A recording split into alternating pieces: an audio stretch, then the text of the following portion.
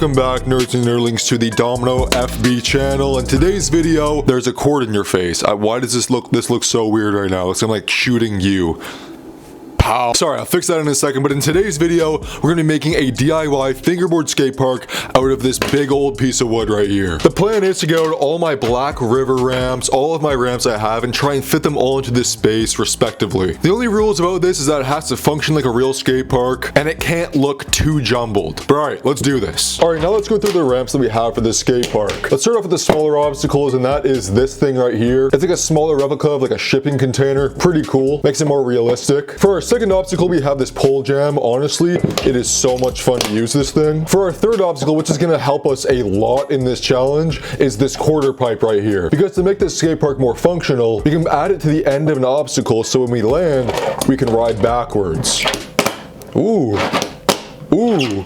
For our fourth obstacle, just a marble ledge, something simple. For our fifth obstacle, we have this ledge to ledge. It's pretty interesting to ride this thing, but it's not easy. I'm definitely gonna have to try and tape this down somewhere. For our sixth obstacle, we have the rise kink rail. This thing is sick. If you want to get this obstacle or the seventh obstacle on this list, check out the link in the description or check out Rise FB on Instagram. But yeah, anyways, this is the sixth obstacle. All right, now we're getting into the Black River stuff, the bigger objects. We got this quarter pipe right here. When you turn around, it turns into like this manual pad slash ledge. Now this is going to be the hardest piece to try and make work.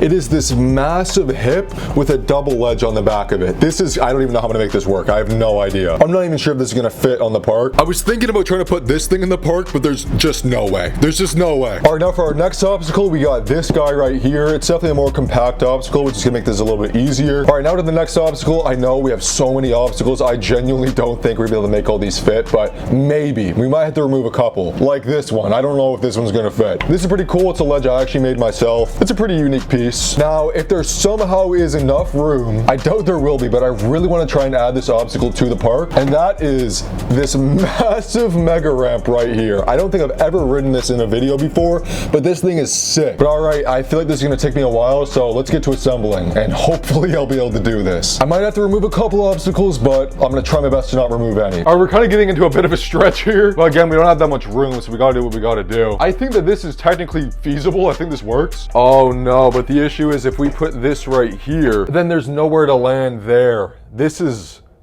oh no.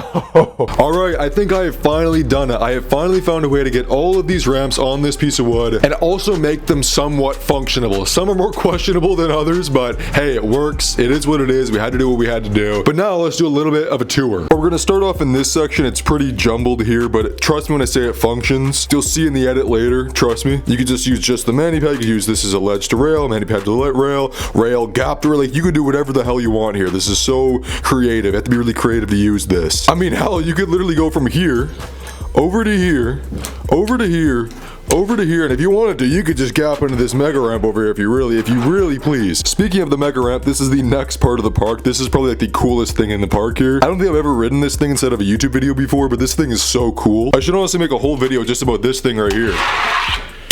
Woo! I don't even know if you saw that, to be honest. I don't know how I managed to make this work, but you have just enough space to land tricks over here. Like, you could even gap into the ledge here, but like, that would be insane. I wonder if I could though. Oh yeah, you definitely can. It's just not easy. Now this thing right here was very hard to try and find a spot for because literally all the edges were taken up at this point. But I realized since there was a massive dip in the mega ramp right here that there was more than enough room to ride it. Like, you could stick your arm in here and then boom, there you are. So once you're done using this mega ramp here, you then are moved on to this thing right here, which I think fits perfectly in this corner. It takes up like little to no space. And this all ties into this massive section right here. Like, this section is intense. You can get really creative here though. Like, you can literally go ledge, mani, ledge, into transition. Like, you have so much opportunity here. Now, one of the rules, as I mentioned earlier, is that I had to make everything as functional as possible, which is why I have this gap right here. You can go from quarter into the bank. And then obviously all the ledges are used as normal. You can go up here, roll back, hit the ledge. Like, you could just go on forever here.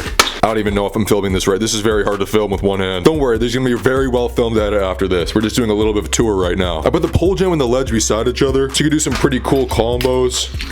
We'll just count that for now.